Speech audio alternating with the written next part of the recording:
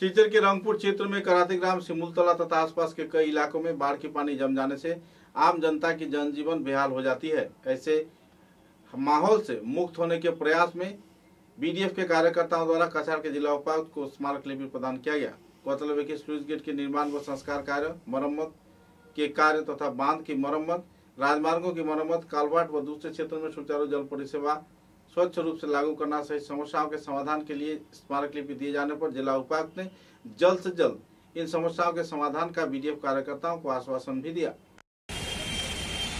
रंगपुरबासीर पक्ष থেকে বিডিএফের তত্ত্বাবধানে এবং সহযোগিতায় আমরা আজকে জেলা উপায়ুক্তের অফিসে একটি স্মারকপত্র লিপি প্রদান করলাম এবং ডিসি মহোদয়ের সঙ্গে আমাদের সাক্ষাৎ হয়েছে।